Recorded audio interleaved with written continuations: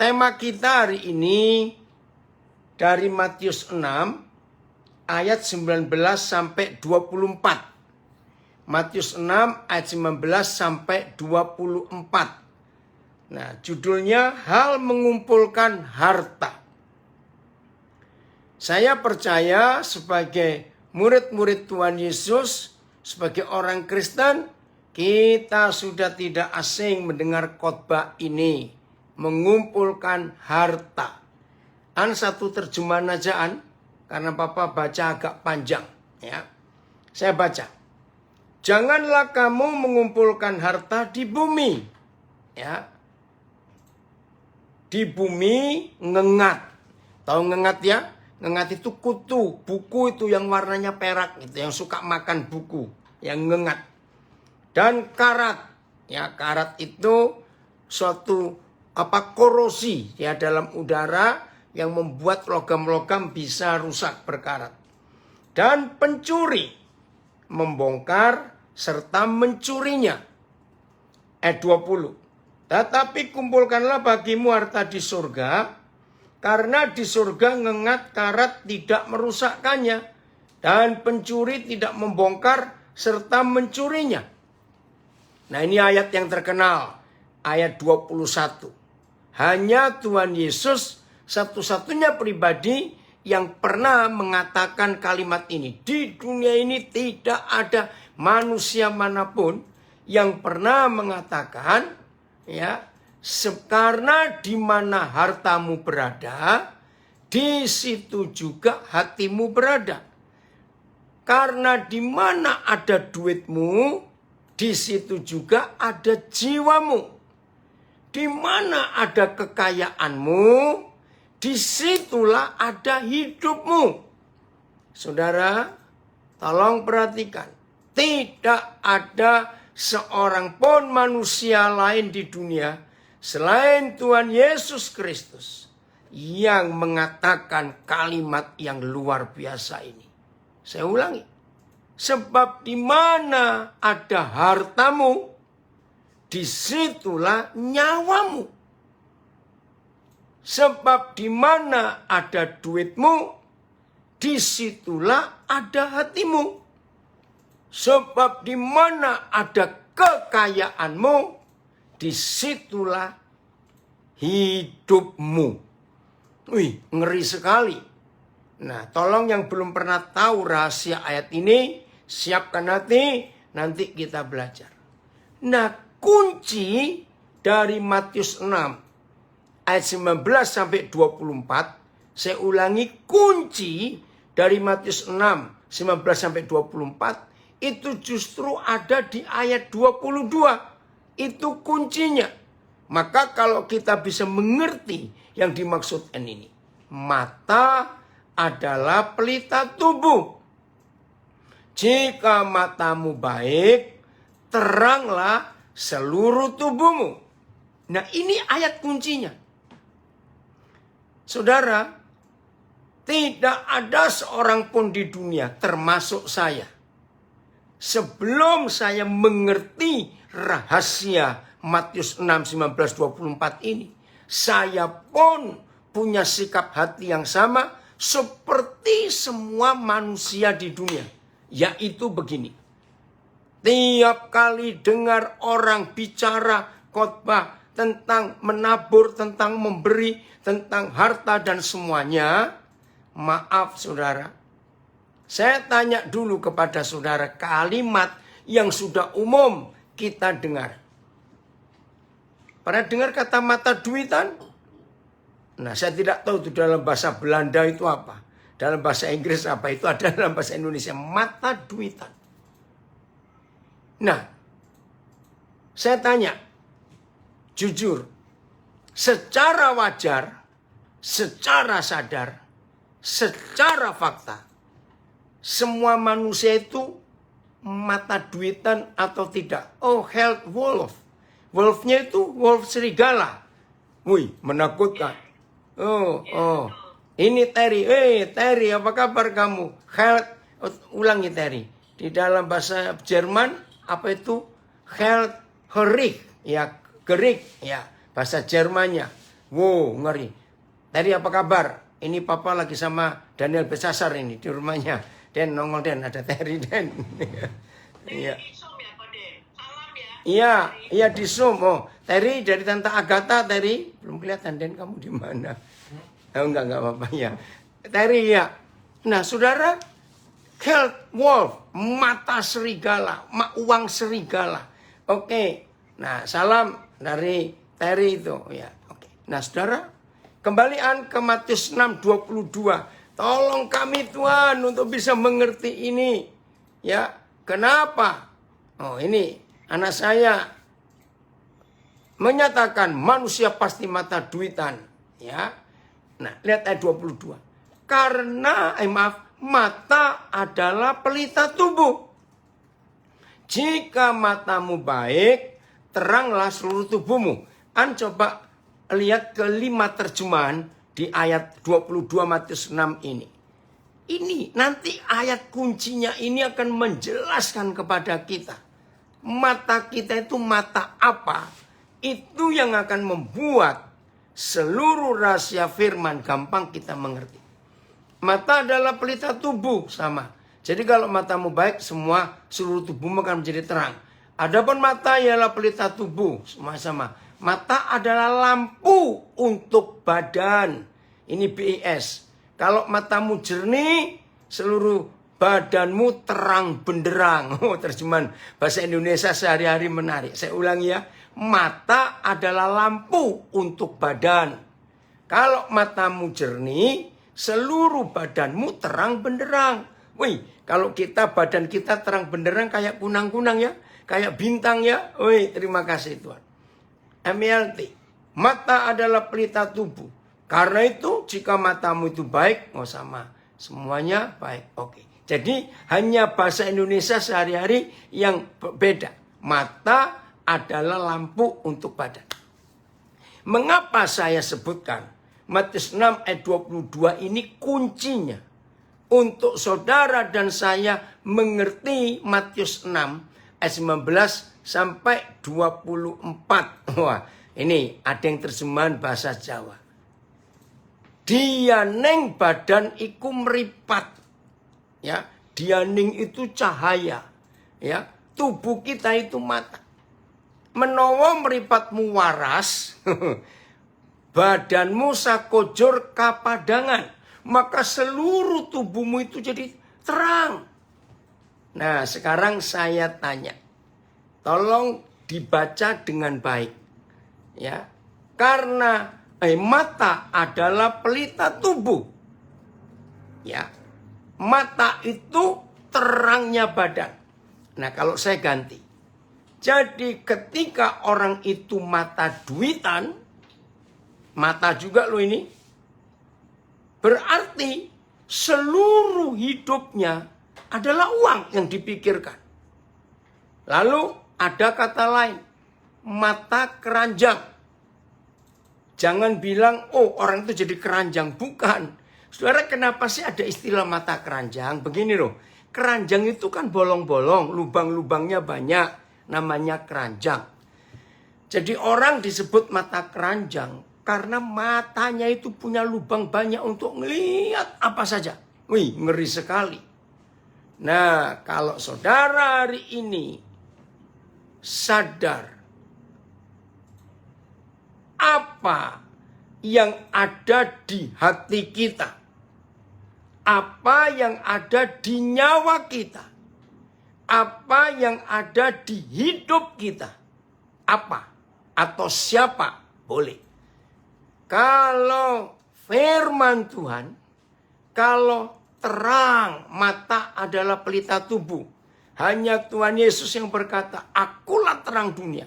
Barang siapa berjalan di dalam aku, barang siapa mengikut aku, maka dia tidak akan jalan di dalam gelap, tapi jalan di dalam terang.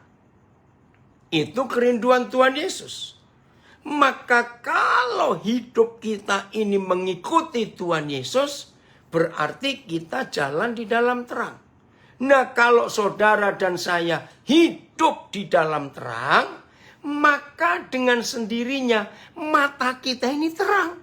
Terang benderang. Nah, kalau mata kita terang benderang, maka badan kita pun bercahaya. Jadi terang juga. Tadi terjemahan bahasa Indonesia sehari-hari. Maaf, saya beri contoh. Ada nggak orang matanya mata seks, mata percabulan? Maaf. Ada. Ada nggak orang matanya jahat? Ya, maka itu dalam istilah Surabaya saya ini yang tahunya. Saya nggak tahu daerah lain. Mata maling. Pernah dengar kata istilah mata maling? Orang Surabaya bilang jelalatan. Jelalatan itu matanya kiri kanan, kiri kanan. Melihatnya itu kayak apa begitu. Nah, saudara. Apa yang kita lihat di mata kita? Apa yang kita taruh di mata kita? Maka itu saya ulangi. Saudara dan saya tidak akan mengerti tentang hal mengumpulkan harta kalau mata kita tidak terang benderang. Kembali ke terjemahan BIS tadi. Ya. Saya ulangi lagi. Tema mengumpulkan harta tidak akan jadi apa-apa di hidup kita kalau mata kita tidak terang benderang. Maaf, walaupun pendeta, kalau hatinya adalah uang dan uang itu adalah hidupnya, maka khotbah apa saja pasti larinya uang. Tapi kalau hidup kita betul-betul terang. Oh, terima kasih. Ini Bu Milka dari Nabire memberi tambahan. Ada banyak mata. Mata duit, mata seks, mata harta. Termasuk kedudukan atau takhta. Betul Bu Milka? Maka itu kita harus cek mata kita ini isinya apa. Bahasa Indonesia sehari-hari. Mata adalah lampu untuk badan. Maka kalau uang itu lampunya badan, berarti orang itu uang semua. Kalau seks atau percabulan itu lampunya badan, maka apapun yang dipikirkan orang itu adalah seks. Kalau lampunya badan, mata itu di lampu ya, adalah kebencian, maka apapun yang dilihat, benci, sakit hati, dan sebagainya. Maka itu kita harus tahu mata kita ini mata apa. Kalau mata kita adalah lampu, adalah terang. Kalau mata kita adalah matanya Tuhan juga, maka matamu jernih. Ya clear, jernih. Seluruh badanmu jadi terang benderang. Nah, saudara, apa lawan katanya? Badannya bukan terang benderang. Jawabannya bukan gelap, bukan. Jawabannya adalah orang yang badannya tidak terang benderang, maka orang itu penuh kemunafikan, penuh kepura-puraan, penuh intrik dalam hidupnya, penuh kelicikan. Karena dia nutupi sesuatu yang jahat lewat aktivitas rohaninya. Waduh, mengerikan sekali. Pelan-pelan kita renungkan. Maka itu kita tanya, apa mata kita? Kalau mata kita firman, kalau mata kita kebenaran, kalau mata kita adalah Yesus dan firman-Nya, maka memandang uang, melihat materi, itu nggak pengaruh apa-apa di hidup kita. Wih, luar biasa. Ingatkan saya nanti. Dalam 1 Korintus 7 saya menemukan sebuah istilah. Punya. Ini kalau orang itu nggak mata duitan. Matanya tetap firman. Punya. Tetapi tidak memiliki. Memiliki. Tapi tidak pernah merasa untuk dirinya sendiri. Nah, kalau saudara dan saya bisa berkata cukup dalam hidup ini, wah luar biasa. Leandri, senang papa kamu bisa gabung, udah lama gak ketemu ini. Ini anak saya yang hebat itu. Kembali ke Matius 6, satu terjemahan aja. Nah, kita lanjutkan sekarang. Ayat 23 ada apa? Ayat 23. Jika matamu jahat, gelaplah seluruh tubuhmu. Jadi jika terang yang ada padamu gelap, betapa gelapnya kegelapan itu. Saya ganti. Jika matamu duit, ya, rusaklah seluruh tubuhmu. Karena duit terus yang diperhatikan. Betul tidak, saudara? Duit. Nah, gelap. Maaf. Jikalau matamu adalah seks, maka hidup ini cuma untuk seks. Rusak semuanya. Nah, ini loh bicara soal mencari, mengumpulkan harta. Dan tolong lihat 5 terjemahan ayat 23 ini. Ya. Saya mau lihat BIS-nya bilang apa. Oke, AYT. Akan tetapi, jika matamu jahat, seluruh tubuhmu akan penuh kegelapan. Jadi, jika terang yang seharusnya ada padamu adalah kegelapan, betapa pekatnya kegelapan itu. BIS. Tetapi kalau matamu kabur, nah pakai terjemahan ini, seluruh badanmu gelap gulita. Jadi kalau lampu di dalam dirimu itu gelap, ngeri, alangkah pekatnya kegelapan itu. Saudara, ayo hari ini kita rajin-rajin memeriksa. Lagi sekali, rajin-rajin memeriksa. Bagaimana lampu, bagaimana cahaya, bagaimana penerang di hidup kita yang letaknya ada di mata kita ini. Jadi menurut Matius 6, 19-24, selama kita memandang uang itu segala-galanya, maka hidup pasti gelap. Tapi kalau kita memandang uang itu bukan segala-galanya, maka terang itu akan nyata di hidup kita. Maka itu, maaf ini yang ikuti Zoom ya, yang di Instagram dan di Facebook nggak bisa lihat. Di Zoom ini background saya, di belakang ini ya adalah foto atau lukisan Ibu Teresa, Mother Teresa dari Kalkuta. Kenapa saya pakai background? Karena inilah wanita yang saya sangat kagum dan hormati. Setelah istri saya tentunya, mama saya sudah meninggal. Kenapa saya ngambil tentang Ibu Teresa atau Mother Teresa? Karena dalam sejarah hidupnya, dia sebagai biarawati Katolik, dia mendirikan ordo, ya, sebuah aliran pelayanan. Ada ordo Karmelit, ya, ada ordo Yesuit, ada banyak ordo. Nah, ordo yang dibangun, ordo yang dibangun oleh Mother Teresa ini adalah ordo cinta kasih. Nah, salah satu prinsip dari ordo cinta kasih ini dan dilahirkan di Kalkuta, saudara, dahsyat.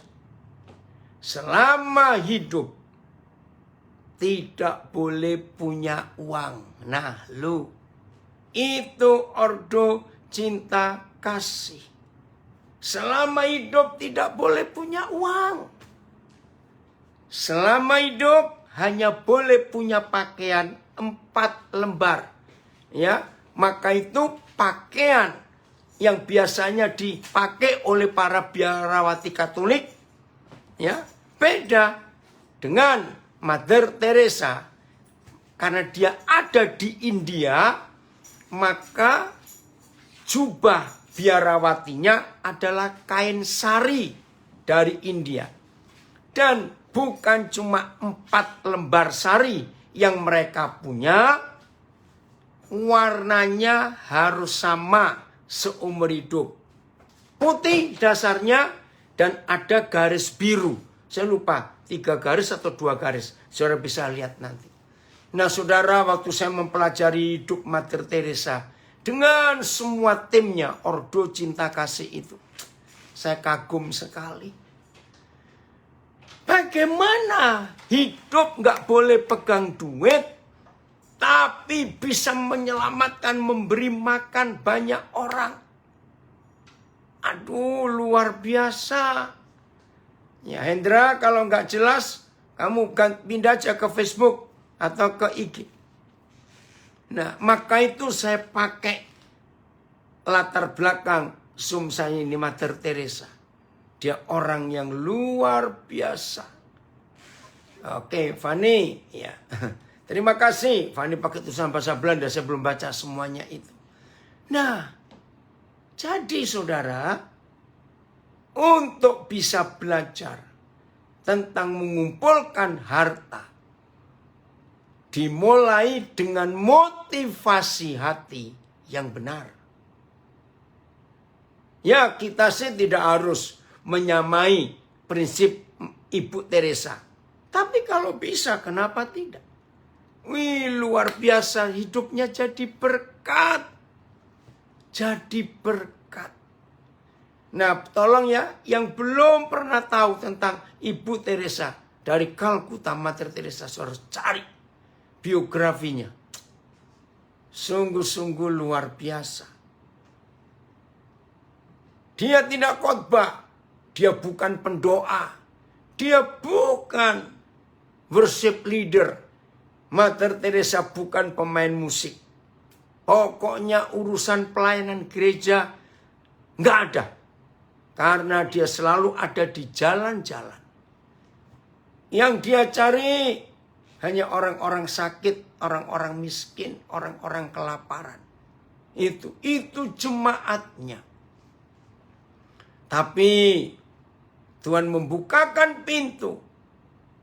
Mereka selalu Tuhan kirim untuk orang-orang lain. Ini yang luar biasa, saudara. Dalam hidup, karena mata dari Ordo Cinta Kasih ini bukan ke uang, tapi mata mereka adalah ke jiwa-jiwa. Wih, ini luar biasa. Nggak tahu berapa ribu orang yang sudah ditolong oleh pelayanan Mother Teresa ini. Dan salah satu kalimat yang paling banyak diucapkan oleh orang-orang yang diselamatkan lewat pelayanan Ordo Cinta Kasih ini adalah kalimat ini. Ini serius. Terima kasih dengan Mother Teresa. Aku lahir, karena di India kan kasta, sistem kasta bukan. Aku lahir sebagai orang termiskin dan terbuang di dunia. Tetapi ketika aku meninggal, aku menjadi orang yang terhormat dan mulia. Waduh saudara, itu kalimat yang paling banyak diucapkan oleh orang-orang yang diselamatkan lewat pelayanan Ordo Cinta Kasih ini. Enggak sibuk dengan urusan gereja. Enggak. Tapi luar biasa. Maka itu berapa tahun yang lalu Ibu Teresa secara hukum kanonik, hukum Katolik diangkat menjadi santa. Artinya perempuan suci. Luar biasa. Nah, maka itu hari ini kalau kita mau mengumpulkan harta, maka kita harus mengumpulkan harta di dunia. Bukan mengumpulkan harta di surga. Coba lihat ayat 19 dengan berapa terjemahan itu. Ya. Apa BIS-nya? Lihat nih ya, Matius 6. Jangan menimbun untuk dirimu sendiri harta di bumi. Nah, jangan menimbun untuk dirimu sendiri. Betul, Mother Teresa itu luar biasa. Ya, tempat ngengat dan karat merusak, dan tempat pencuri membongkar serta mencuri. BIS. Janganlah mengumpulkan harta untuk dirimu di dunia, di mana rayap dan karat dapat merusaknya. Janganlah menimbun bagimu harta di bumi. Janganlah kamu menyimpan bagi dirimu harta di bumi. Sama semuanya. Jangan menimbun menyimpan harta untuk dirimu sendiri. Nah, siap nggak? Nggak apa-apa. Bagi yang belum siap, hari ini kita belajar. Nah, bagaimana caranya supaya kita tidak menimbun menyimpan harta untuk diri sendiri? Cuma ada satu rahasia. Kalau saudara bisa berkata cukup. Saya ulangi. Kalau saudara bisa berkata cukup, percayalah. Maka kita punya berapa banyak pun, maka yang sisa atau lebih setelah kita berkata cukup, itu pasti kita akan simpan harta kita di bumi, di surga, maaf, bukan di bumi ini. Hebat sekali. Ayat 20 terjemahan yang lain. Matius 6 ayat 20, kita lihat terjemahan yang lain. Akan tetapi, kumpulkanlah untuk dirimu sendiri harta di surga. Ya. Oh, maaf, ayat 21-an. Maaf, sebentar. Oh ya, 20 betul, maafan. 20 ya. Akan tetapi kumpulkan untuk dirimu sendiri harta di surga. Tempat ngengat dan karat tidak merusak, dan tempat pencuri tidak membongkar serta mencuri. BIS. Sebaliknya, kumpulkanlah harta di surga, di mana rayap dan karat tidak merusaknya. Namun kumpulkanlah bagimu harta di surga. Betul. Tetapi simpanlah bagi dirimu harta di surga. Kumpulkanlah harta di surga. Semuanya sama. Nah, pertanyaannya, lalu kalau nyimpen harta di surga, dikirimnya lewat bank mana? Nah, pasti tanya begitu bukan? Saudara, sekarang saya pakai istilah ini. Mengumpulkan harta di dalam bahasa modernnya, di dalam bahasa bisnis, itu investasi. Saya ulangi, menyimpan harta, ya, mengumpulkan harta di dalam bahasa modern, dalam bahasa bisnis, artinya investasi. Itu dia. Nah, kalau investasi artinya menanam sesuatu. Lalu di mana ngirim banknya? Oke, masih Matius juga. Matius 13 ayat 44. Inilah cara transfer ke bank di surga. Supaya harta yang kita punya itu aman. Ya, Matius 13 jadi investor surga. Betul.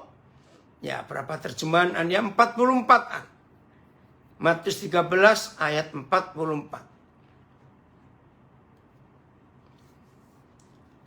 44.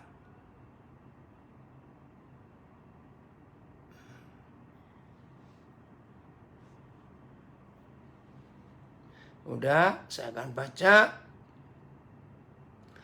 Hal kerajaan surga itu, ya, seumpama harta yang terpendam di ladang, yang ditemukan orang, lalu dipendamkannya lagi. Oleh sebab sukacitanya, pergilah ia menjual seluruh miliknya, lalu membeli ladang itu. Lah, ini investasi, beli ladang. Terus, kerajaan surga adalah seperti harta yang terpendam di ladang, yang ditemukan orang. Sama.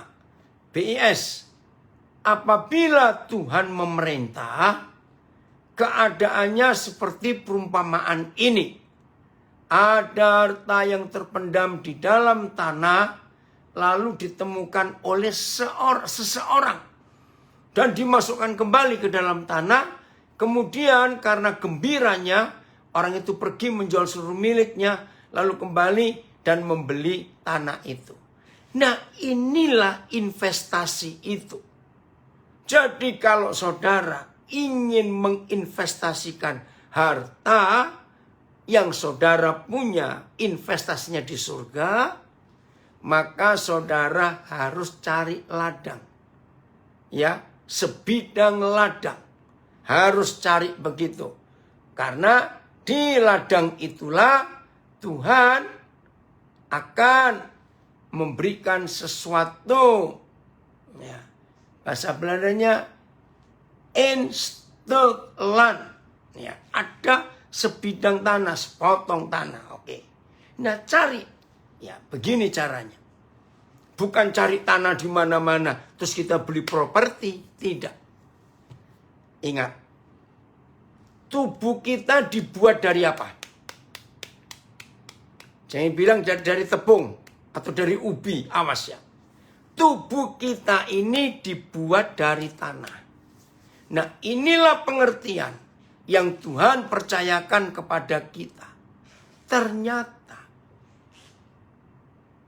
simpanlah hartamu di surga, yaitu saudara dan saya dalam hidup ini harus terus sepanjang perjalanan kita, kemana saja kita pergi, cari orang-orang yang adalah sebidang tanah itu, adalah ladang itu. Nah, begitu saudara dan saya menemukan ladang itu, lihat, di dalam hidup setiap ladang itu ada harta yang terpendam. Luar biasa. Nah, apa itu harta terpendam? Skill, kemampuan, talenta, ya, sebuah keahlian dalam hidup orang-orang itu.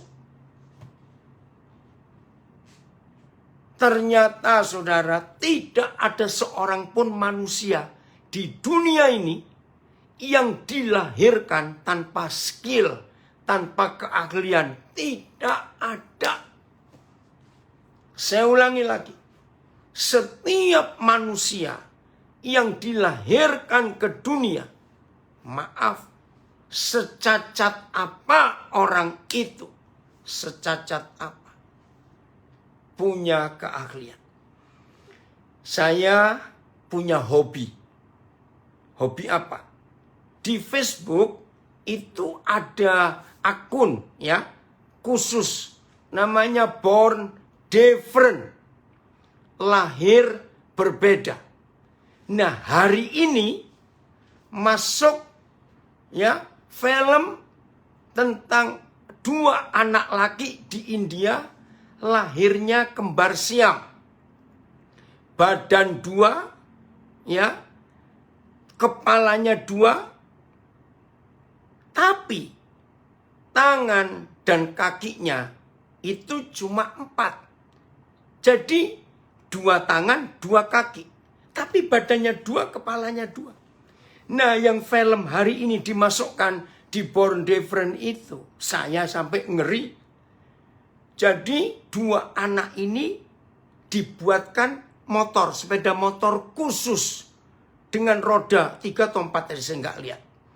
Nah, jadi yang badan yang atas bisa ngelihat ke depan, itu yang memberi komando.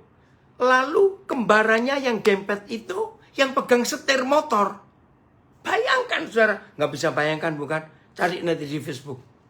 Waktu saya ngikutin dia, maka mereka 2 ini bisa lari gesit saudara, bisa main bola, bisa nendang. Saya mikir hebat juga ini. Dan tidak ada wajah sedih. Saya ngelihat film itu tadi, sampai saya itu, rasanya kok sakit semua badan ini. Bayangkan. Jadi bentuknya, dua badan ini hadap-hadapan. Bukan dempet begini, hadap-hadapan. Maka itu kalau yang satu nyetir, lihat ke depan nyetir, yang badan kembar ini nonton di Facebook, Ted, Born Different. Coba nanti kalau saya masih ada, saya akan share di grup.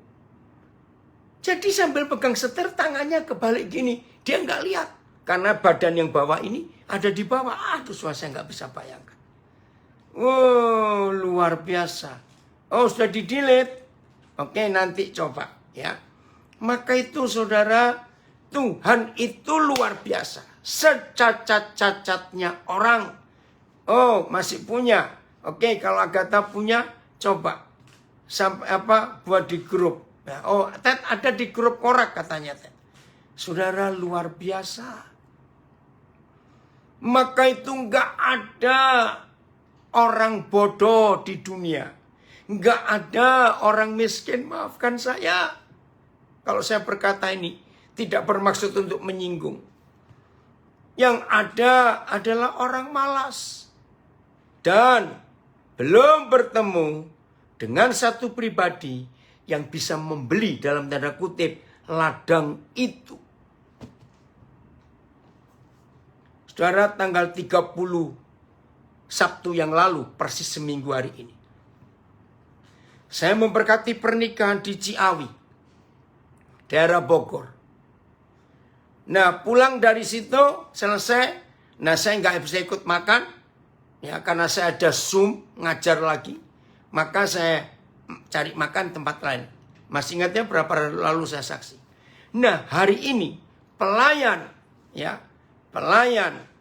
di warung itu sudah mendaftar kuliah di Bogor. Dia mengambil jurusan akuntansi. Ayah ibunya tadi berterima kasih kepada saya. Untung anak kami ketemu bapak. Kalau enggak, anak itu enggak bisa kuliah. Dia lulus SMA 2019 yang lalu. Tapi keluarganya maaf, sangat tidak mampu. Nah saudara, hari ini waktu dia daftar di Universitas Juanda atau apa saya maaf lupa. Saudara, dia senang sekali. Karena dari dulu dia itu memang senang ngitung-ngitung akuntansi itu. Nah, maka itu saudara, temukan sebidang tanah, entah di mana dan bagaimana. Temukan itu. Beli dalam tanda kutipnya. Bongkar keahlian yang tersembunyi di dalam tanah hidupnya. Yang orang tidak tahu. Saudara, saya menemukan rahasia Matius 13 ayat 44 itu tahun 70-an akhir awal 80-an. Nah, begitu Roh Kudus memberi saya pengertian itu, maka hobi saya, ya, dengar, hobi saya itu cuma salah satu yang paling banyak saya lakukan. Keliling kemanapun juga. Kalau Tuhan menunjukkan ada sebidang tanah yang harus ditolong, dibongkar, ya, apa isinya, skillnya itu apa, maka saya akan berjuang. Maka itu hobi saya salah satunya adalah menyekolahkan orang. Dengan membuat orang itu bisa kuliah, maka skillnya akan muncul. Ditemukan orang di ladang itu. Sebentar, saya lagi nulis nomor HP. Di Facebook ada yang minta. Ya saudara, jadi mari mulai hari ini jangan pelit. Itulah investasi yang luar biasa untuk hidup ini. Maka kalau kita investasikan harta yang Tuhan percayakan kepada kita, pasti saudara dan saya sedang mentransfer kekayaan yang Tuhan beri, transfer ke surga. nggak ada ngengat, nggak ada karat, nggak ada inflasi, nggak ada. Bahkan akan nilainya naik terus. Karena kita menemukan banyak harta yang terpendam. Itulah skill keahlian orang-orang. Jadi lagi sekali, yang belum pernah tahu di Facebook ada akun atau program Born Different. Lahir berbeda. Itulah kumpulan orang-orang cacat. Dan cacatnya enggak yang ringan-ringan. Yang berat-berat. Wih, luar biasa itu. Oke, simpan harta itu. Oke, kita kembali ke Matius 6. 19 sampai 24.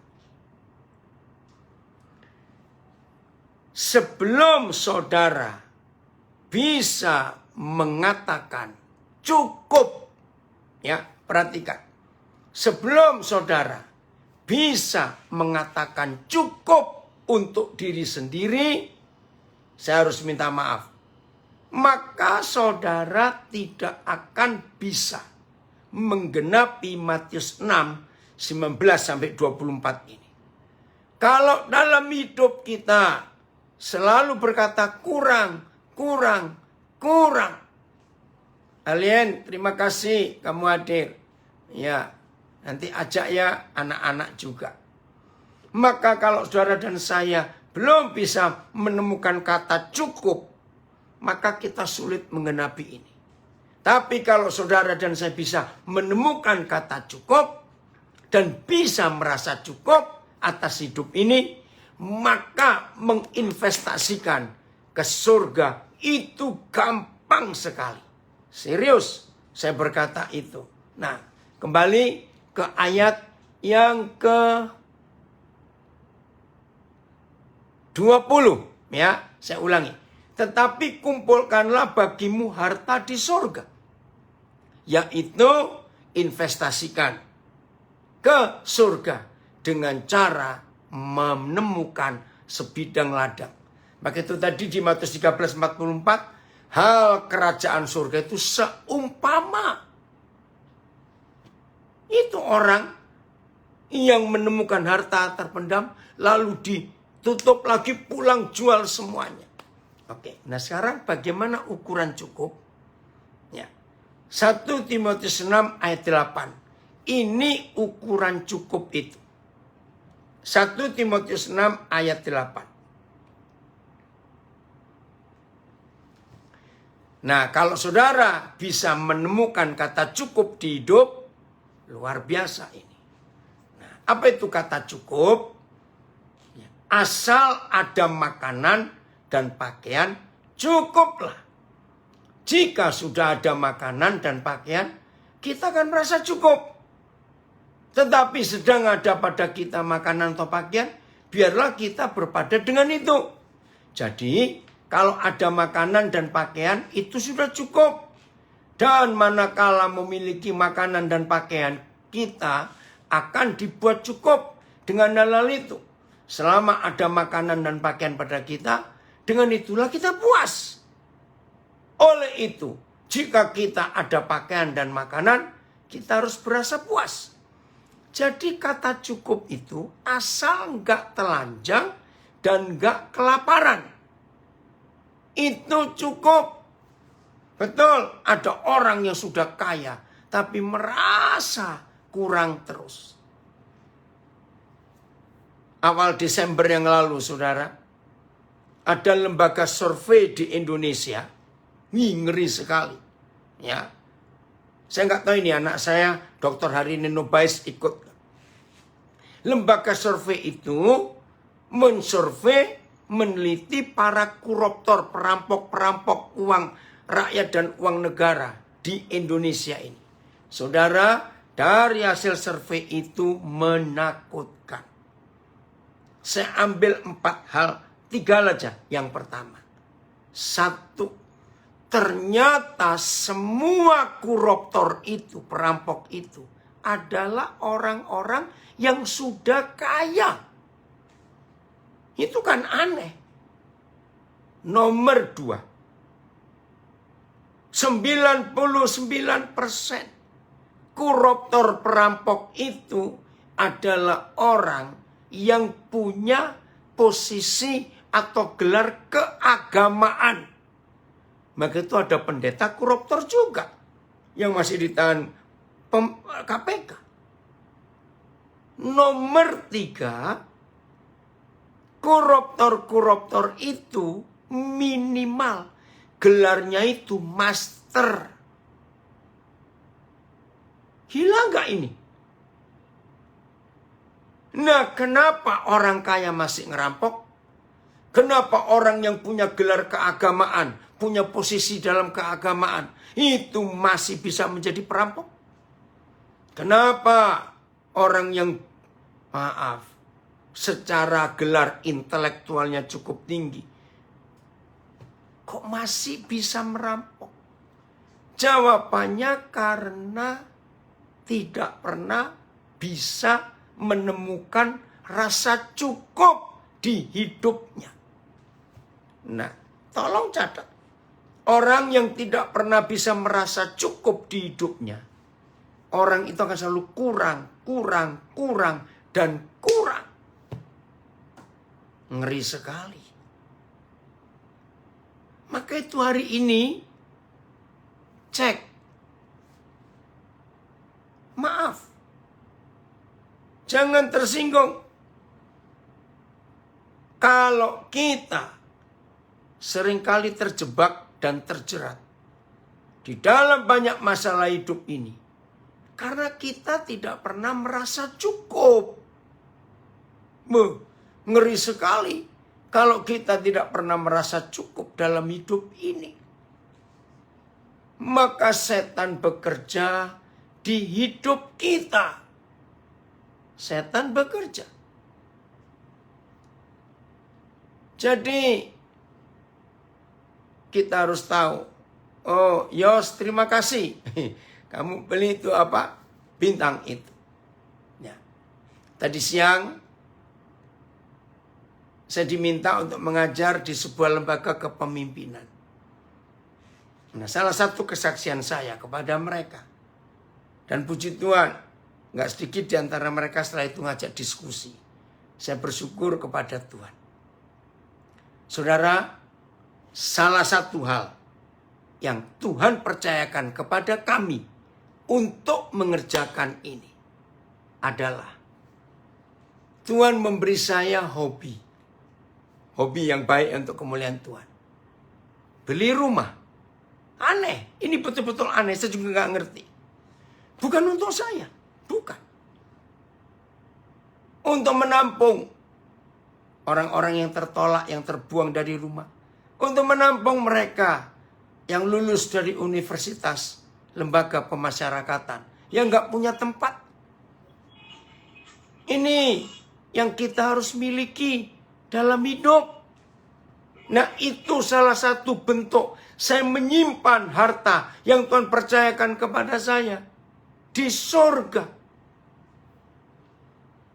Puji Tuhan untuk itu semuanya. Tuhan menolong dari tangan kami berapa ratus orang yang bisa kuliah dan seterusnya. Itu investasi. Itu hal mengumpulkan harta. Wah, puji Tuhan, Tuhan luar biasa. Dan semua orang tahu. Tidak ada, banyak orang yang tahu, tidak ada satupun rumah yang Tuhan sudah percayakan. Itu saya kontrakkan atau saya sewakan, tidak. Saya selalu minta pimpinan Roh Kudus, bagaimana ini, bagaimana itu. Hanya Roh Kudus yang bisa mengatur saya. Biar Tuhan yang menetapkan itu.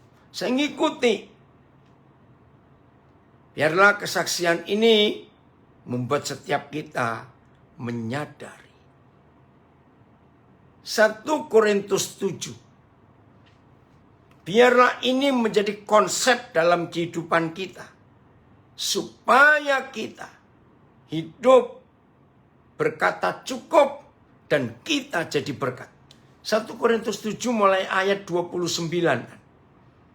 1 Korintus 7 mulai ayat 29. Biar ini menjadi motivasi dalam hidup kita. Saudara-saudara, satu terjemahan aja, karena agak panjang pembacaannya. Maaf. 1 Korintus 7 mulai 29. Saudara-saudara, inilah yang kumaksudkan. Yaitu waktu telah singkat. Maaf. Waktu telah singkat. Jangan cuma diartikan. Ya, lagi sekali jangan cuma diartikan. Oh, Yesus mau datang. Tidak. Waktu telah singkat itu karena usia kita. Oh, ada yang sharing, saya nggak kenal. Terima kasih. Suami saya ikut menikmati hobi Pak Daniel ketika kuliah di Surabaya karena tidak punya tempat tinggal. Oh, jadi siapa ini? Maaf, saya lupa. Oh, jadi suami ibu pernah ada di rumah saya. Oke, puji Tuhan kalau begitu. Iya, itu deposito untuk kerajaan surga. Jadi waktu telah singkat itu karena umur kita. Ini yang luar biasa. Oke. Karena itu dalam waktu yang masih sisa ini, apalagi kalau firman berkata umur kita 70 tahun. Kalau kuat 80 tahun. Waduh.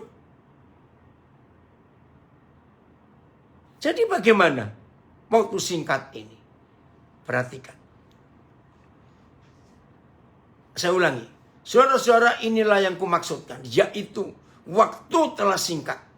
Karena itu dalam waktu yang masih sisa ini. Ini aneh. Orang-orang yang beristri harus berlaku seolah-olah mereka tidak beristri. Apa maksudnya? Nah, dari awal tadi kita sudah belajar. Betapa hebatnya Tuhan ini. Untuk para suami. Untuk para pria. Saudara, saya mau uraikan kalimat ini karena unik.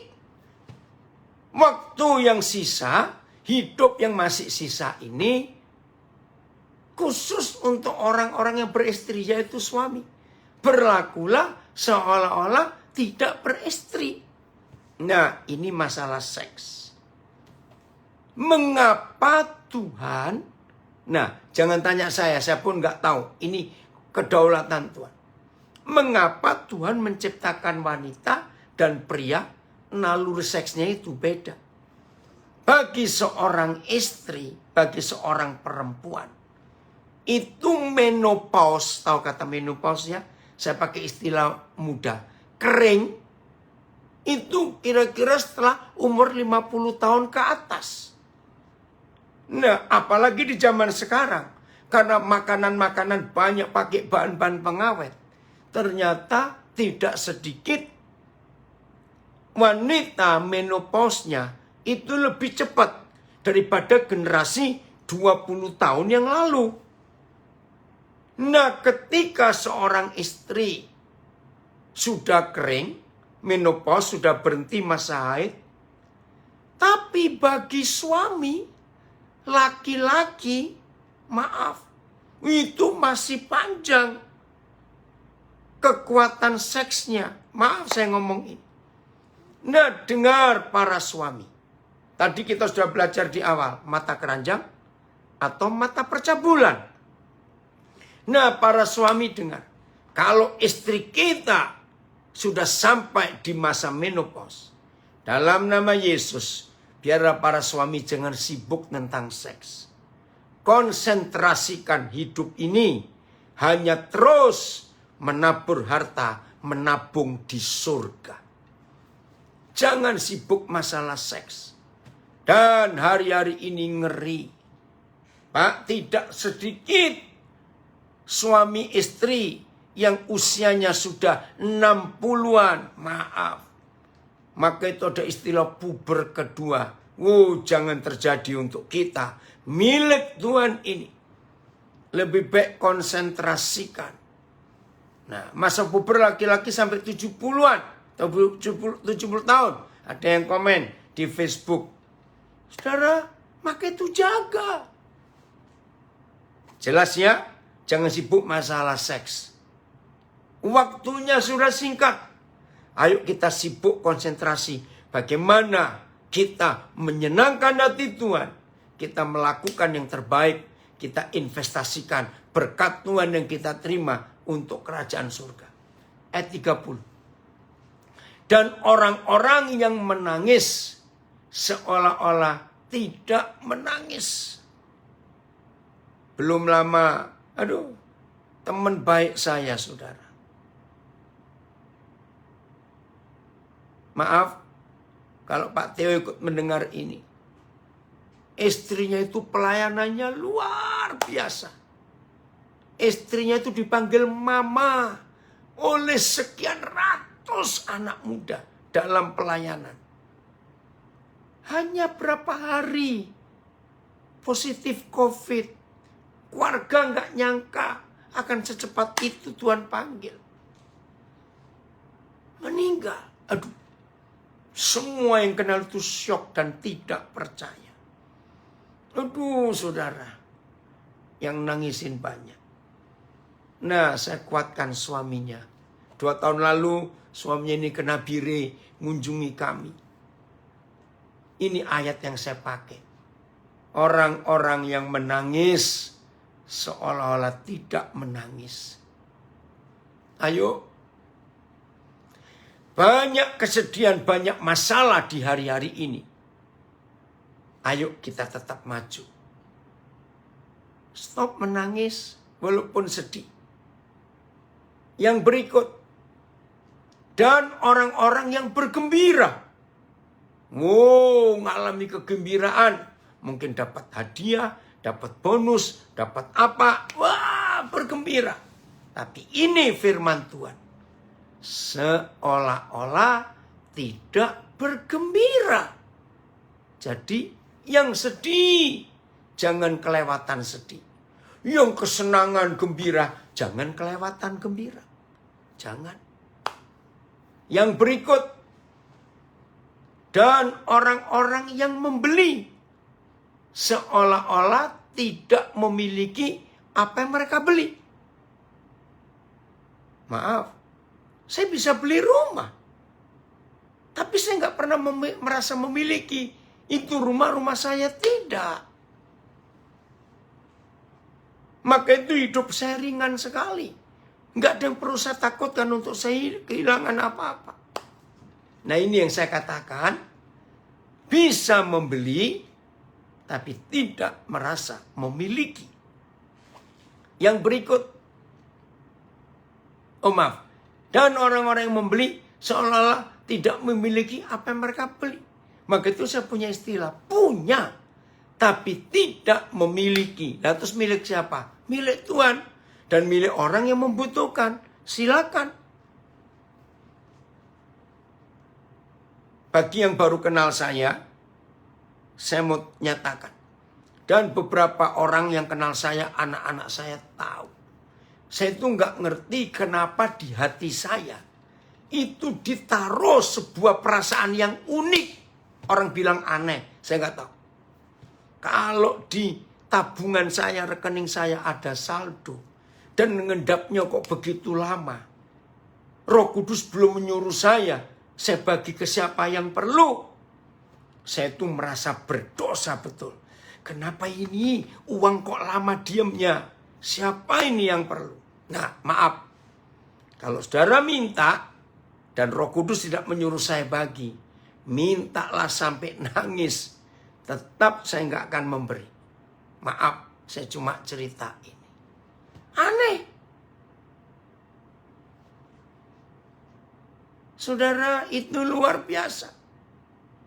Maka itu, bagi orang-orang yang baru kenal saya, lalu saya berani menyerahkan ATM saya. Ya kalau kami jalan atau diajak makan, terus tiba-tiba, tolong cek ke ATM. Ya, terus saudara, orang-orang itu heran. Dia bilang, Pak Daniel, kok berani? Ya, menyerahkan itu. Saya cuma bilang begini. Satu-satunya alasan orang yang berani menyerahkan kartu ATM-nya, ya tentu dengan PIN-nya loh ya, ke orang lain, itu pasti satu alasannya. Sering nggak ada saldonya. Atau amin. Karena kalau orang saldonya banyak, takut nyerahkan ATM-nya, maaf, kartu ATM-nya. Saudara, maka itu betul hati saya itu nggak lengket kepada harta. Luar biasa Tuhan. Nah, ayat 31. Lihat ini. Saya ini kalau baca ayat ini lucu. Coba langsung ke 5 terjemahan ayat ini. Pendeknya. Nah, Paulus kehabisan kata-kata. Pendeknya. 1 Korintus 7:31. Orang-orang yang mempergunakan harta, barang-barang duniawi, seolah-olah sama sekali tidak mempergunakannya. Sebab dunia seperti yang kita kenal sekarang akan berlalu. Dan mereka yang menggunakan hal-hal dunia ini seolah-olah tidak menggunakannya. Sebab keadaan dunia ini sedang lenyap. BIS. Dan orang yang berkecimpung dalam hal-hal dunia hendaklah hidup seolah-olah ia tidak disibuki oleh hal-hal itu. Sebab tidak lama lagi dunia ini dalam keadaannya yang sekarang akan lenyap. Dan mereka yang memakai barang-barang dunia ini seperti tidak memakainya sama sekali. Karena pola dunia ini sedang berlalu. Dan orang yang memakai barang-barang yang ada di dunia ini seolah-olah tidak memakainya. Oh, semua sama. Nah, saya suka membaca tulisan Paulus. Pendeknya habis sudah. Nggak ada lagi. Siapa yang mempergunakan barang-barang duniawi? Ya, saya akan baca yang ditulis Aan. Ya, maaf. Aduh, ini bagaimana ya? Kita hidup dalam suatu masa di mana semua hal duniawi dengan segera akan berakhir. Oleh karena alasan ini, maka kehidupan di dunia hendaknya jangan menjadi perhatian utama kita. Sebaliknya kita harus mengarahkan perhatian yang utama kepada rumah surgawi kita. Amin. Pendeknya. Jelas? Mau berubah mulai hari ini? Bagaimana kita menyimpan harta, menginvestasikan. Ayat terakhir. Kembali ke Matius 6 ayat 24. Langsung berapa terjemahan. Orang lain malah gila kaya. Ya, ada kata itu. Ya. Orang lain, kenapa cek? Papa akan baca ini tulisan. Orang lain mah gila kaya. Tapi Dedi gila miskin. Haleluya. Oke ya. Matius 6, 24 ayat terakhir. Tak seorang pun dapat mengabdi kepada dua tuan. Karena jika demikian, ia akan membenci yang seorang dan mengasihi yang lain. Atau ia akan setia kepada yang seorang dan tidak mengindahkan yang lain. Kamu tidak dapat mengabdi kepada Tuhan dan kepada Mamon. Sebelum saya baca terjemahan yang lain, saya kaget. Ternyata hanya Tuhan Yesus. Saya baca lagi. Ternyata hanya Tuhan Yesus. Satu-satunya pribadi di seluruh dunia ini yang memberitahukan bahwa uang itu pribadi, person, bukan benda. Uang itu bukan barang, tapi pribadi. Buktinya apa? Karena Tuhan Yesus berkata, engkau tidak bisa mengabdi kepada dua tuan. Master pribadi. Karena jika demikian, ia akan membenci yang seorang. Siapa seorang? Ya uang atau Tuhan. Seorang. Itu katanya. AYT. Tidak ada orang yang dapat melayani dua tuan. Karena ia akan membenci tuan yang satu dan mengasihi tuan yang lain. Sama kata tuan. Jadi pribadi. BIS. Tidak seorang pun dapat bekerja untuk dua majikan. Lah majikan itu kan person, orang, ya. Sebab ia akan lebih mengasihi yang satu daripada mengasihi majikan yang lain. Atau ia akan lebih setia kepada majikan yang satu daripada yang lain. Begitulah juga dengan kalian. Kalian tidak dapat bekerja untuk Tuhan dan untuk harta benda juga. Oke? MLT. Tidak seorang pun sanggup mengabdi kepada dua tuan. Sama. Saudara, hari ini dengan tema hal menyimpan harta. Saya ingin mengumpulkan harta. Saya ingin saudara dan saya mulai hari ini betul-betul memutuskan Tuhan kita hanya satu. Yesus atau uang atau harta. Nggak bisa dua-dua. Tidak bisa dua-dua. Maka itu kalau ada di antara kita masih menuhankan uang, itu tuan saudara, maaf saya berkata, selamat berpisah di sini. Saya ulangi. Kalau masih ada hamba Tuhan, pendeta, pelayan gereja, pendoa, pemusik, pemuji Tuhan, aktivis gereja, orang itu tidak bisa melepaskan tuannya yang adalah uang. Nggak bisa dua-dua. Maaf saya berkata, selamat berpisah di sini. Pasti kita nggak akan bisa ketemu di surga. Maaf, jangan tersinggung kalimat saya ini. Karena memang begitu yang Tuhan maksud. Kita nggak bisa mengabdi pada dua tuan. Nggak bisa. Tuhan berkati saya uang banyak. Berkati. Tapi uang bukan segala-galanya buat saya. Roh Kudus menolong kami suami istri untuk bisa berkata cukup. Cukup. Asal ada makanan, pakaian cukup.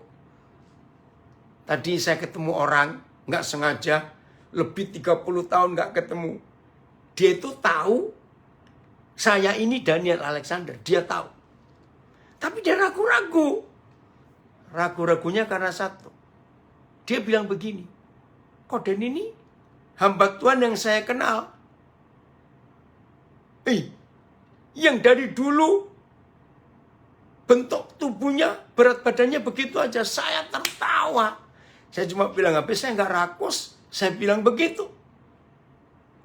Saudara, langganan penjahit saya itu sudah lebih 30 tahun. Orang Cirebon. Ya. Nah, saya nggak pernah ketemu dia lagi. Sampai sekarang ini cuma sekali itu ketemu. Tapi saya kalau punya bahan, saya kirim ke sana. Nah, berapa kali dia bilang, Pak Daniel, apa betul ukuran Pak Daniel nggak pernah berubah? Ini sudah 30 tahun lebih loh. Enggak, saya bilang begitu. Tetap sama badan saya. Jadi saya kirimkan bahan, celana maupun baju, ya sudah tinggal dia jahit. Nah, maaf ya saudara. Jangan tersinggung ya, jangan tersinggung. Saya cuma ngomong, aduh Tuhan tolong. Yang merasa badan besar jangan tersinggung. Maaf, sungguh loh ya saya nggak ngomongin itu. Cuma saya ingin berkata kepada saudara.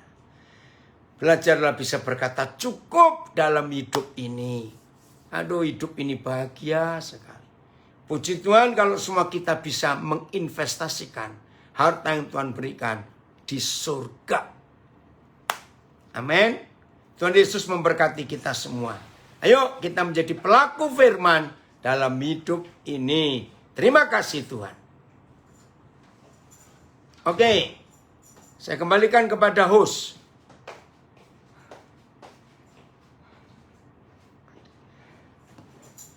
Gimana? Kenapa Kristo? Amin. Ya, terima kasih Koden untuk khotbahnya hari ini yang luar biasa. Tuhan Yesus sangat dahsyat. Amin. Jangan ada harta di bumi. Haleluya. Jadi teman-teman Bapak Ibu yang banyak harta di dunia, carilah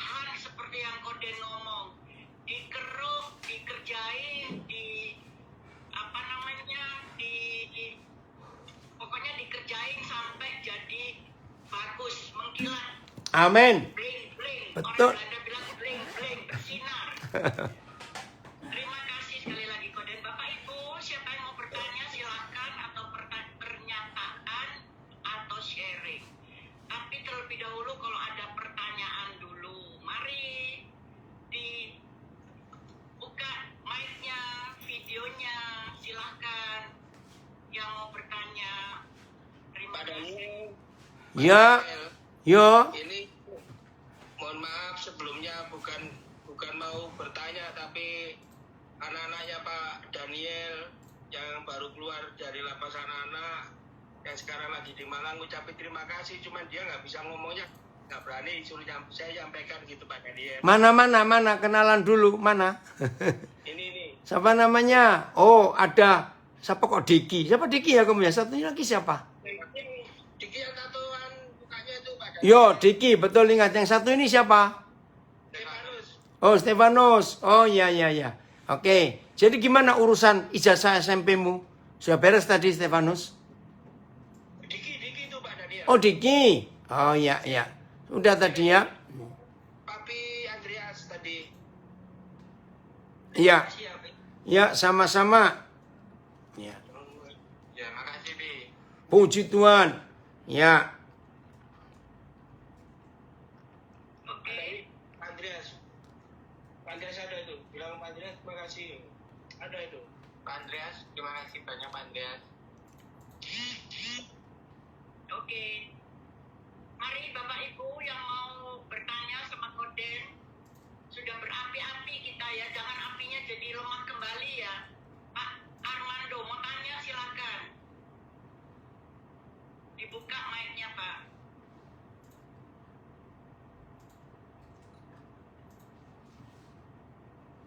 Kok pada takut nih ya bertanya, kenapa ya? Atau Lagi meresapi. atau karena hostnya terlalu cantik.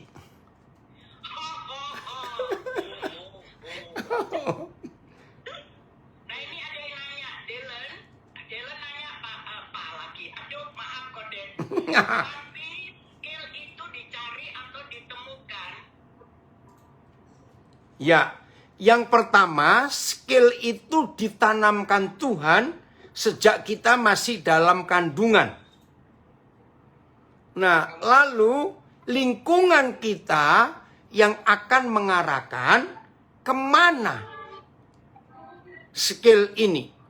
Maaf ya. Orang bisa berbuat jahat, maaf. Orang bisa berbuat jahat, itu pasti orang pinter. Orang jenius, maaf. Setuju gak saya ngomong ini saudara? Orang yang jenius, maaf balik. Orang yang berbuat jahat itu orang jenius. Akalnya, idenya dipakai. Maaf. Nah, itu sekarang lingkungannya diarahkan kemana? Yang kedua, Dilan, puji Tuhan, semua kita yang mendengar pengajaran hari ini, saudara dan saya harus bergerak dengan cepat. Menemukan ladang-ladang yang terbengkelai itu, supaya kita bongkar di dalamnya ada harta terpendam, ada skill yang luar biasa itu. Oke? Ya. Halo. Ya, Ya, lanjut. makanan ya. Agatha. Ya, Bapak Ibu, mari silakan. Yang mau bertanya, Firdi, bagaimana menurut pendapat Anda mendengar khotbahnya Koden, karena baru pertama kali ini mendengar khotbahnya Koden, Firdi? Halo.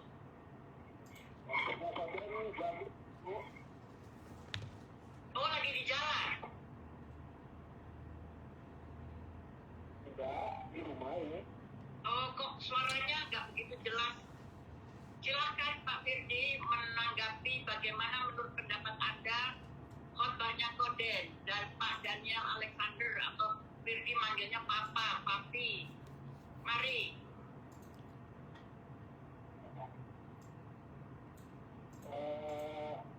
Saya nangkep yang paling saya tangkap itu bukan investasi dari perumpamaan orang yang menemukan ladang yang ada harta terpendam gitu. Dan itu buat saya ngebuka sih gitu. Kadang saya ketemu orang Suaranya kok mendem ya, Firdi? Mendem itu ngambek Koden. Bukan, lain. Ah, ini lupa. Coba Firdi, kenapa suaranya kok nggak jelas? Padahal dia nggak di kolam renang loh Koden. Dia di bawah air ini. Ya udah, oke lanjut Firdi. Coba kami usahakan bisa dengar baik. Ya pakai headset ya. It's good. Thank you. sudah jelas belum? Nah, ini jelas. Ini jelas Firdi. Sudah jelas? Udah. Bagus, ini jelas. Tadi saya baru berdoa, saya tengking gitu. Yang saya dapat tadi, yang saya tangkap dengan sangat jelas itu ada tentang perkataan Om Den yang soal ladang dengan harta terpendam. Iya. Saya dipercaya Tuhan, puji Tuhan untuk menghandle sejumlah anak-anak dengan berbagai macam karakter, tapi ternyata mereka punya masalah yang sama semua, yaitu latar belakangnya broken home. Ya. Nah, saya sendiri sebenarnya latar belakang saya broken home juga, cuma saya sudah dipulihkan. Saya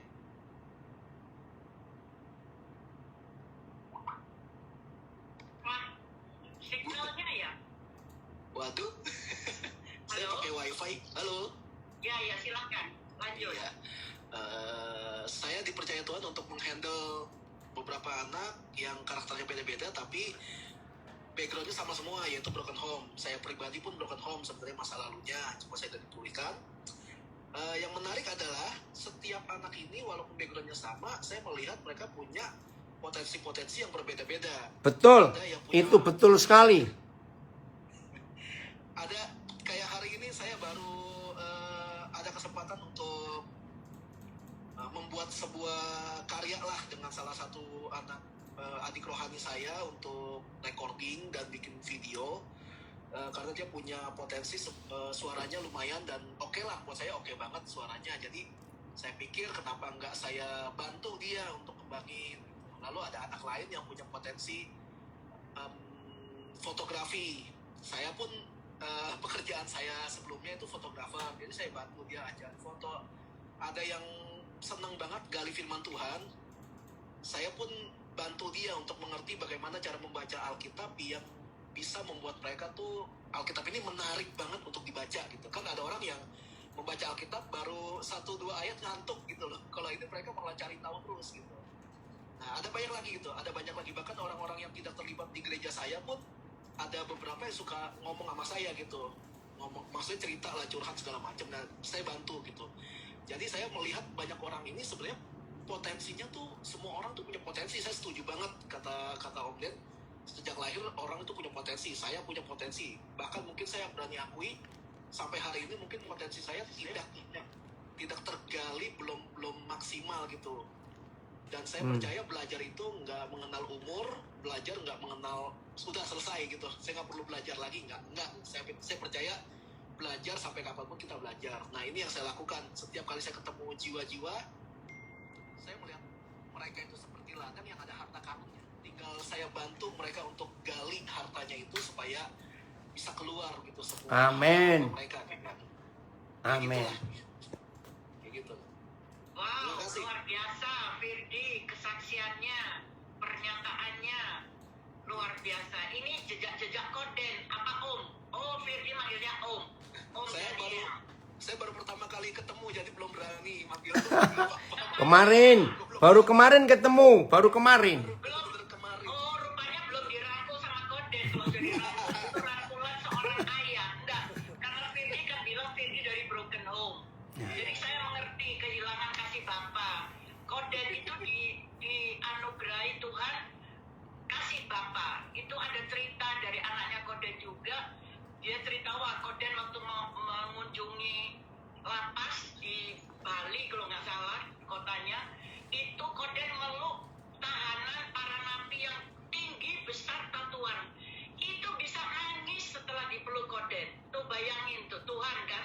Itu bukan Koden, itu sudah Roh Kudus yang memakai korden untuk memberi kasih Bapa yang mereka tidak pernah merasakan dari masa kecil sampai mereka berbuat yang bukan-bukan.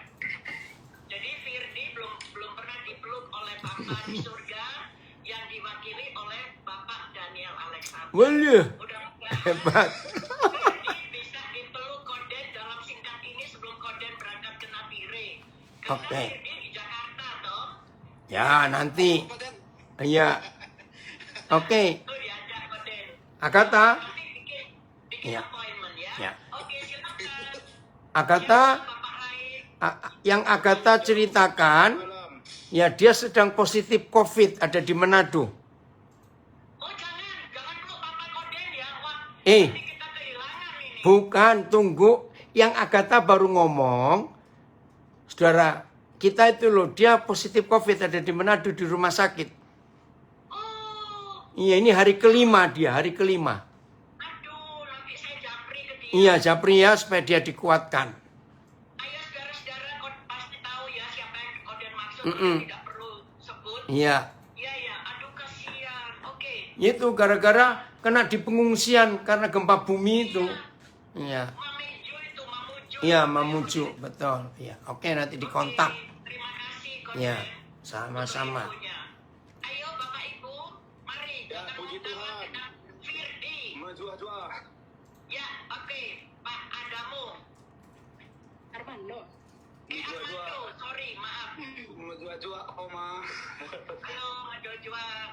Ya, Armando, silakan. ya balap. Saya mau bertanya sama Papi kan. Silakan.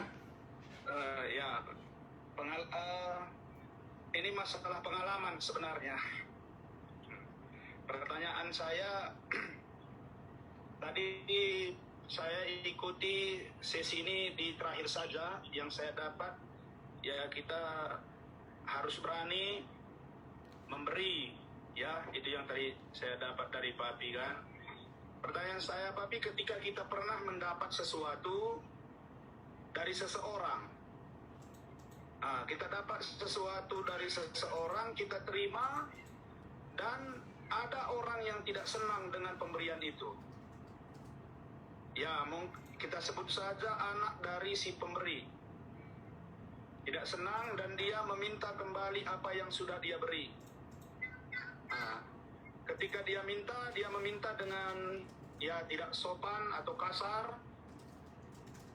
Lalu ketika kita terima dan kita berkata, karena ini saya dapat dari orang tua saudara, jadi dialah yang harus meminta baru saya bisa kembalikan. Tapi dia tetap memaksa untuk tetap dikembalikan apa yang sudah dia beri untuk pekerjaan Tuhan. Pertanyaan saya pertama, Papi, ketika saya kembalikan itu, apakah ada dampak-dampak yang tidak baik bagi anak-anak si pemberi? Itu pertama pertanyaan saya. Pertanyaan kedua, kalau memang ada dampak yang tidak baik bagi mereka, apa yang harus saya perbuat supaya dampak yang tidak baik itu tidak ada pada mereka? Ya, pertanyaan kedua. Pertanyaan kedua, Oke. pertanyaan kedua apa? Oh, ada dampak tadi ya. Iya. Oke. Jadi begini. Jangan mikirkan dampak tidak baiknya. Karena itu bukan urusan kita. Kalau kita mikir dampak tidak baik, maaf, itu pikiran dari iblis. Nah, lepaskan. Ya, nggak apa-apa. Walaupun ayahnya atau orang tuanya yang memberi tidak meminta tapi lewat anaknya, nggak apa-apa. Ya, hidup ini harus bergantung kepada Tuhan, bukan bergantung kepada pemberian manusia. Nah, itu penting sekali untuk hidup. Dan kamu menang, Armando. Kamu sudah menang, itu luar biasa kemenanganmu. Amin. Ya. Jadi lepaskan pengampunan itu dan terus berkati betul-betul. Ya, Papi, masalah mengenai pengampunan ini, Papi, saya mau tanya sedikit lagi. Kemarin waktu mengembalikan apa yang saya terima itu, saya berbicara ke jemaat bahwa saya tidak dendam, tidak ada kebencian di hati saya tidak kecewa. Amin, betul. Nah, tetapi ternyata Papi, setelah berjalan waktu, saya tidak mau berjumpa dengan mereka.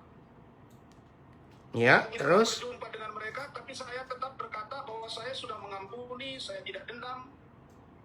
Tapi ketika malam itu saya dengar khotbah Papi tentang pengampunan, di situ saya betul-betul ditegur, dan saya bersama istri, kami bersedia mengampuni. Tapi kemarin ada peluang untuk bertemu, tapi mereka tidak datang, Papi. Nggak apa-apa, yang penting hatimu sudah mengampuni. Nggak apa-apa, yang penting hatimu sudah mengampuni. Oh, puji Ya, Tuhan. nggak apa-apa.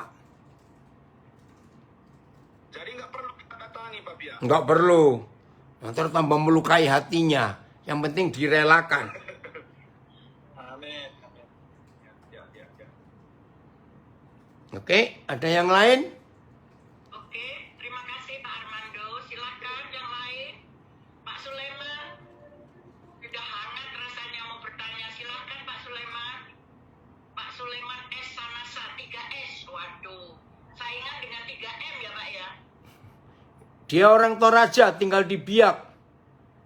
Wow. Silakan Pak Sulaiman. Salam kenal.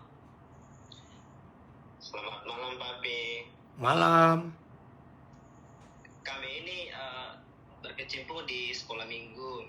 Kami tahu bahwa anak-anak itu punya skill.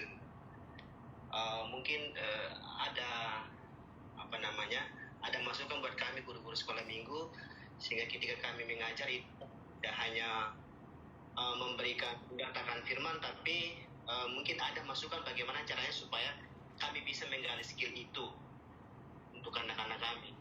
Karena kami berkecimpung di sekolah minggu, tapi setelah mendengar Papi punya penjelasan tadi dari firman ini, ternyata bagaimana caranya supaya selain mengajarkan firman itu sendiri, kami juga bisa menggali skill mereka, gitu. Ya. Jadi di luar hari Minggu, temui anak-anak itu. Ajak main, bergaul. Nah, di situ pasti akan kelihatan apa yang mereka miliki, talenta apa dalam hidup mereka.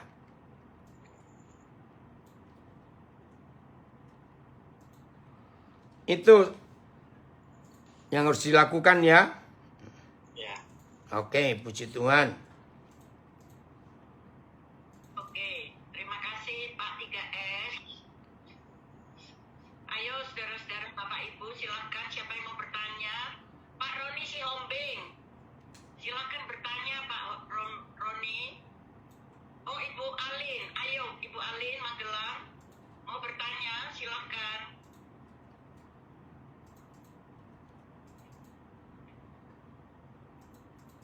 Bu Alin.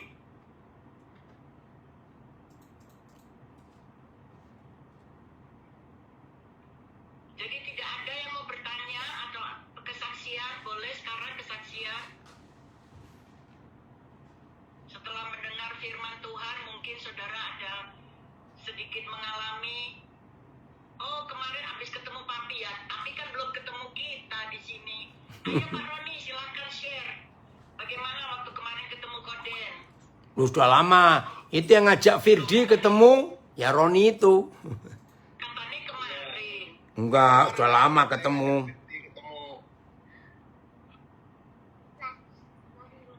Ayo, Halo, silakan. halo. Suara siapa itu? Suara siapa? Opa dengar lo. Opa tuh. Hai. Iya, sama-sama. Halo.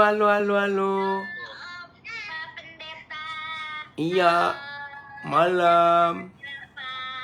Lagi rame dan dengerin dari tadi, Pak. Oh ya, wah senang Opa. Kamu dengerin. Kita seru banget. Oh ya? Kalau aku sih nggak nanya sih, tapi statement lah ya waktu tahun 2000 berapa ya? Ya tadi mungkin Firdy juga salah satu yang aku kenalin. Sama lah, intinya aku juga dari keluarga broken home gitu kan. Cuman permasalahanku bukan di ayah tapi di mama. Pernah aku juga konsultasi sama papa, kita sama papa bilang ya untuk aku sih special case lah, karena mama yang apa ya, nggak tahu kalau secara firman rata-rata karena ayah ya biasanya. Cuman akhirnya ya tahun 2008 ya Pap ya, 2007 kalau nggak salah, lupa papa. 2007 ya. Iya. 2007 aku ketemu ya, terus ke Ngabang waktu itu pelayanan ke Ngabang, inget banget. Nah di situ ada satu statement papa yang buat aku tuh ya khotbahnya banyak tapi inti remanya di situ adalah tentang anak tangga dan jembatan gitu. Dimana saat itu papi khotbah fungsi anak tangga tuh sama jembatan tuh kan mulia ya, menghubungkan satu tempat ke tempat yang lain gitu, dari atas ke bawah, dari pulau ke pulau mungkin ada jembatan gitu. Tetapi banyak orang lupa bahwa jembatan itu diinjak-injak, diludahin, mungkin kalau sama itu dikencingin gitu. Nah, kenapa manusia tidak bisa menjadi jembatan? Ya karena ada yang namanya sebuah ego. Jadi ya wajar lah, semua orang mungkin punya ambisi ya dalam hidup, pasti ada lah. Terus rasa defensif itu pasti ada gitu. Terus rasa dilecehkan itu pasti nggak mau gitu. Cuman selesai khotbah waktu itu papa nanya di mobil itu, ya udah sekarang siapa yang mau jadi jembatan antara kamu sama mamamu? Ya kalau melihat kondisi saat itu ya mungkin sama mama ya, karena mama sempat nganggap aku anak juga sih. Barang-barang pun sempat di apa ya, waktu itu di tempat saudara sempat dikirim lah ke rumah saudara itu. Ya akhirnya habis dengar khotbah papi ya aku samperin sih mamaku. Setelah berapa lama ya, mungkin 5 tahun aku nggak pernah komunikasi sih sama mamaku itu, lebih kurasa pun. Nah di situ akhirnya aku ketemu lah sama mama. Ya nangis, intinya nangis. Aku hanya bilang, aku ketemu orang yang ibaratnya baru sekali kali ya ketemu gitu, dan dia langsung mau menyekolahkan. Sedangkan saat itu aku punya orang tua masih kuliah tapi diberhentikan gitu ya. Ya pokoknya akhirnya sekarang sudah bisa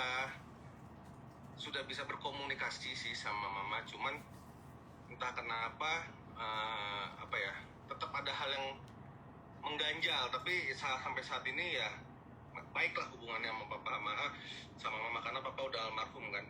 Nah sejak itu ya sudah, akhirnya sama mama itu ya bisa lagi lah berkomunikasi setelah sekian lama putus. Tapi intinya di situ adalah kita bisa nggak sih bukan merendahkan ya, tapi menjadi jembatan atau anak tangga tersebut gitu dalam hidup. Itu sih yang aku dapat ya. Betul, sangat bagus Roni, banyak terima kasih untuk kesaksiannya. Memang saya juga pernah dengar khotbahnya Koden mengenai anak tangga dan jembatan Ya. yang kita diludahin, diinjak, tapi tetap low profile, tetap Amin. rendah ya. Susah sekali memang ya, karena kita pribadi saya termasuk juga merasa diri hebat, ya toh lebih hebat dari yang lain gitu. Tapi berkat khotbahnya Koden, Tuhan juga Roh Kudus membantu, jadi kita bisa juga menjadi rendah. Kadang-kadang juga masih nakal saya ngomong saya. Oke, terima kasih Roni Kasih, untuk Oma. kesaksiannya. Ya. Nah ini Aan, silahkan Aan untuk friend siapa tadi yang chat pribadi. Aan, Frankie Aan, silahkan Aan atau Frankie sendiri yang mau ngomong. Jangan malu-malu ya, rugi loh kalau malu. Koden ini sudah sediakan waktu ya untuk kita, yang dimana waktunya Koden itu sangat very precious, sangat berharga, priceless juga, tidak ada nilainya, maksudnya saking begitu ya luar biasa. Ayo Freddy Syahar, silakan berbicara. Dibuka mic-nya, tolong. Terima kasih. Frankie.